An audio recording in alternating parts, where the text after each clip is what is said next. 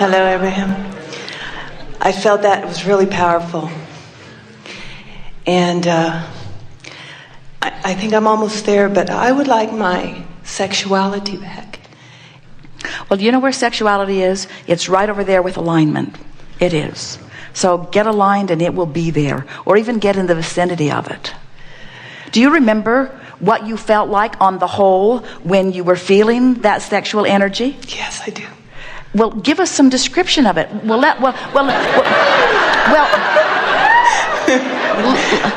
On second thought, we'll give you some multiple choices.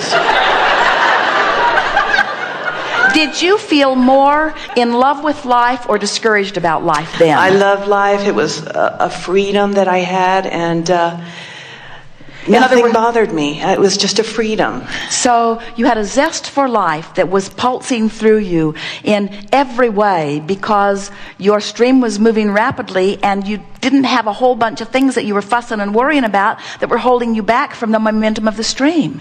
So when you identify that and you're hearing it clearly, now just ask yourself, what are the main components of my life today that I'm using as my excuse to fuss and worry? What are you fussing and worrying about? Marriage and children. So, for example, what comes up most often? The amount of time, the responsibility. All right, so this emotion that you're describing, during which you are using the word responsibility, has an emotional component that we want you to try to identify. Does it feel like... It drags me down. It drags you down. It's logical to use those words. Does it feel like resentment? Very much so.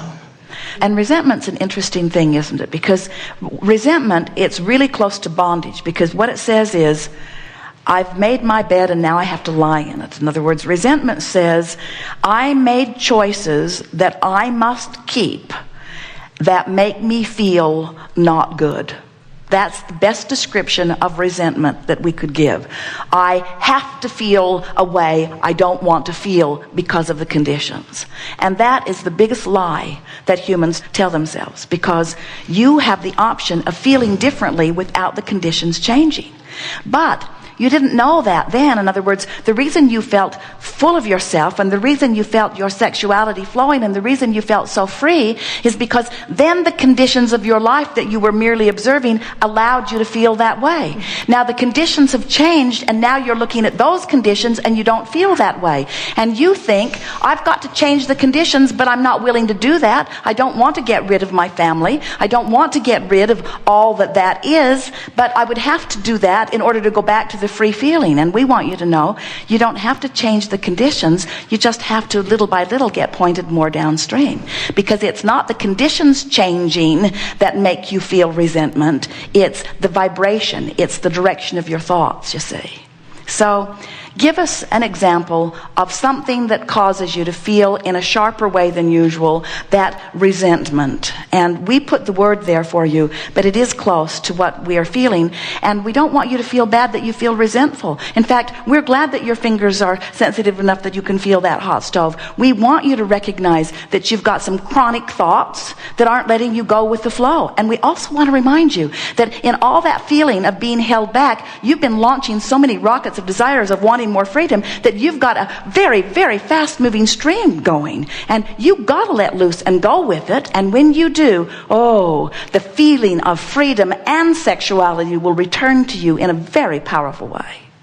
So give us an example of give us the nitty-gritty. Okay. Well, here's a recent one. I just bought a motorcycle because it just seems like freedom, and I have 2 young children, and I can't go off and leave and ride my bike because I have them at home. So the motorcycle represents freedom. It does. And the children represent bondage. Yes.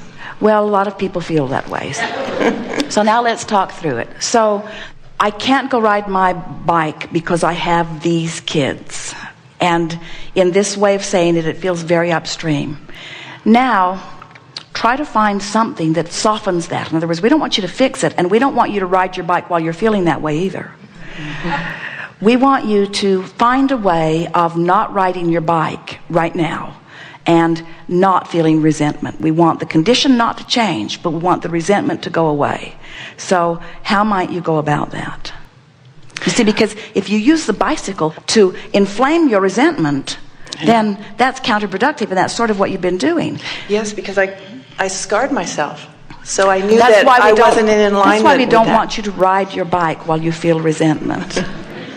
So try to make that feel more downstream without changing anything in terms of the condition. How could you soften your feeling of resentment?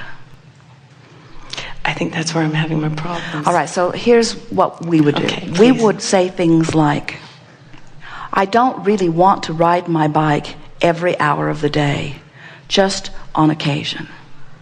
I don't want to be with my children every hour of the day, just on occasion. I like being with my children. I loved them coming into my life. And I like so much of the time that I'm with them. I believe that I can manage my life better and better so that I can have my children and my bike too. I just have to figure this out, and I will. And meanwhile, isn't it lovely that I have this bike? And isn't it lovelier that I have these children? That feels good. Now your resentment just went away. It did. Now, nothing changed in terms of riding the bike, but the resentment went away. So now let's say that that bike's out there and you really want to ride it, and you are now feeling slightly better. And now, if you've done that a day or two or three or four, and you've managed to soften the resentment to the point that you wouldn't even call it resentment, you'd call it, hope I get to ride my bike soon, instead of feeling resentful that you can't. Now, somebody says to you, I'd love to watch your children while you ride your bike. Or, how long do you think you want to be gone? A week? No. In other words, why don't I watch your kids while you take a quick spin around the block or whatever? In other words, you'll begin to see that as you feel differently, the universe can yield to you things that match your different vibrational stance. When you feel this way, everything matches that. And you know what matches resentment? Nobody comes to help you. Nobody knows you're alive. Nobody tries to help you out. Nobody seems to see you. You seem to be invisible. Your children are ornery, even though you're sacrificing your entire bike riding life for them. That's it. Yeah, that's it. When you feel that way, those are the kinds of manifestations you must have. But once you release a little bit of that, and now you're loving your children, you're loving your bike, different manifestations match that vibrational balance, you see. Mm-hmm. So you just keep shifting and shifting until before you know it, people are saying to you, you are the best mother I've ever seen, and I've never known anybody that spends so much time on a motorcycle. How do you find the time? And you say, I don't know, it just seems to show itself to me. People are coming from out of the woodwork. People are wanting to be with my kids. My kids are loving this. Look, that's my newfound nanny following me on my bike in her car with my kids. We're going up the mountain, and when we get there, we're going to have a picnic. And when they get bigger, they'll be on the back of the bike. And when they get bigger still, they'll have a bike. There you go. Yes. You are powerful creators, and it is delightful to visit with all of you. We've enjoyed this interaction more than words can explain. It is especially delicious to us because we see what's in your vibrational escrow, and we know the deliciousness of the contrast that caused you to put it there. We also know the deliciousness of the journey between where you are now and the full manifestation of it. We also know that there will never really ever be a full manifestation of what's in your vibrational escrow because you are putting more stuff in it all the time. So there's no ending to the river. There's no ending to the universal assistance. There's no ending to the potential for the joy that is there. There's no ending to the composing. There's no ending to the music. There's no ending to the ideas. There's no ending to that which you are. You are eternal beings, and you've come into what we see as the perfect environment of contrast to birth desires. And we want to say to you, if this time-space reality in which you are focused has the wherewithal to inspire within you a desire, it has the wherewithal to provide every component necessary for the full-blown manifestation of that desire. But you can't get there unless you feel good. So the first order of business in the creating of the money you want, the relationships you want, the music you want, the books you want to write, the relationships you want with your children, your relationship with life, your first job is to work toward seeing this moment through the eyes of Source, and this moment through the eyes of Source, and this moment through the eyes of Source. And we think that you think that the eyes of Source is so grandiose that it wouldn't be interested in the nitpicking little thing that you're dealing with now. But it is. The eyes of Source are looking at everything that you're looking at, and in a way that you must find alignment with. When you meet someone who's rude, the eyes of Source are seeing them differently than you are in your determination that they are rude. You want to see if you can find in them what the Source within you has found within them. And when you fixate on that, they cannot be rude to you. No one can be rude to someone who's looking through the eyes of Source. No one who is looking at life through the eyes of Source can experience the absence of something that they want. Because when you're looking at anything through the eyes of Source, you're a vibrational match to everything that you want, because the eyes of Source are fixated on the vibrational escrow that you have put there, you see. So the relationship that you are looking for is this one, this closing of the gap. Nothing is more important than that I feel good. Today, no matter where I'm going and no matter what I'm doing, it is my dominant intent to look for that which I'm wanting to see, to find the best feeling place that I can find, no matter what this business that is before me is. So I'm driving through traffic, and the guy comes around me and he cuts me off and then slows down, and he's right in front of me, and now I'm going slower than I was going before he came, and he's making it worse because he's flipping me off and trying to make it look like I did something wrong. And now I have a decision to make. I can see him through the eyes of Source, or I can feel the resentment that is more natural to me right now. So I decide to see him through the eyes of Source, and I think, I really don't know what's going on in his experience. I have no idea what kind of things are happening to him. And since I cannot possibly analyze it with any sort of effectiveness, then it's best for me to just make up my own version of him. And my own version of him is, what he just did, even though it seemed to involve me, really was not about me. It's something to do with what's going on with him. And oh boy, do I wish him well, because I don't want anyone to go through life feeling like that. Now you're seeing him through the eyes of Source. Now you're seeing him in a different way than you saw him just a moment ago, because you decided to see him through the eyes of Source. You see something on television, they tell you that the economic market is about to collapse, especially the housing market, and it gives you a feeling of discomfort in your belly, and you're not sure how it will affect you.